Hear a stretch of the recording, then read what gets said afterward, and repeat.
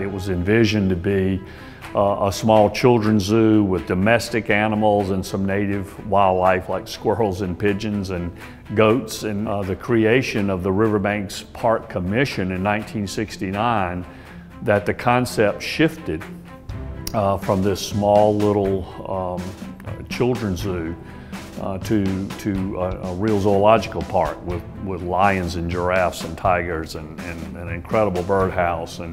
And so when the zoo opened on April 25th, 1974, a lot of people were caught by surprise that such an incredible facility had been built when they were expecting one thing and got something else. And I don't think anybody in Columbia knew what they were getting ready to walk in and look at.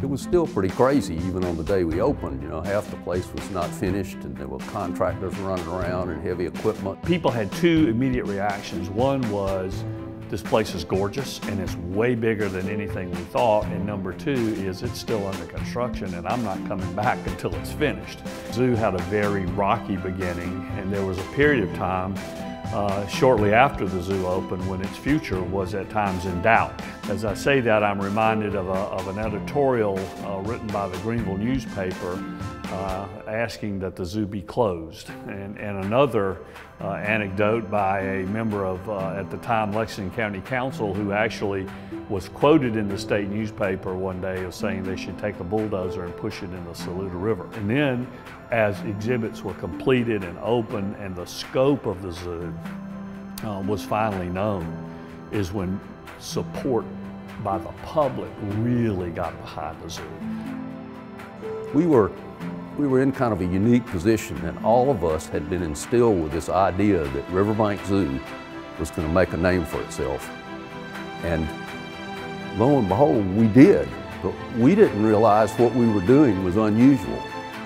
We bred a bird, a Toco toucan. Most people would call it a Fruit Loops bird. It looks like the bird on the cereal box. We were the first people to ever breed it in captivity, and boy, that brought a lot of attention. And we followed that with some primates that we bred that had never been bred in captivity.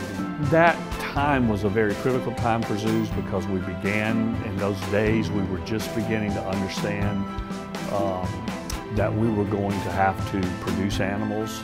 We would no longer be able to rely on importing them from the wild. We've still got a lot of people that are involved with programs all over the world. It's not just focused here in South Carolina. It's reintroduction programs in Africa and South America and Central America. The zoo is always progressive.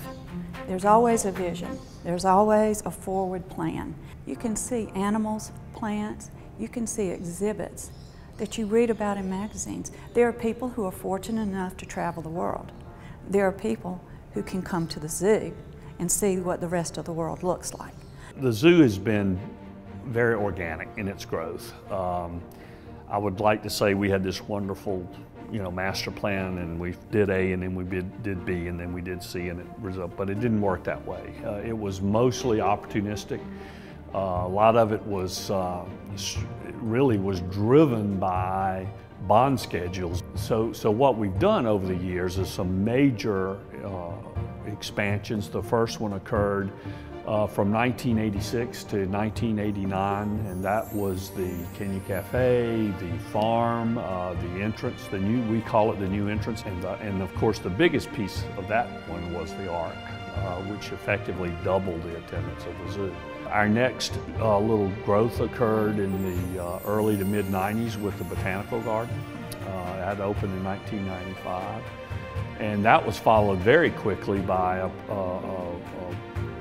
program we called Zoo 2002. That was the new birdhouse, the new elephant exhibit, the gorilla exhibit, this building for koalas, and also an entrance into the Botanical Garden. We built a road a mile long over there. We have attendance records. Nobody ever said, everyone said we would never get to a million attendance here per year. And we do it regularly now in a community size of Columbia. It's just so rewarding that here in Columbia, South Carolina, we can offer something like this. Because here you have, and through the vision of the people in the 60s and all the way up to here we are 2014. It's the vision to continually improve, to move forward, to provide better.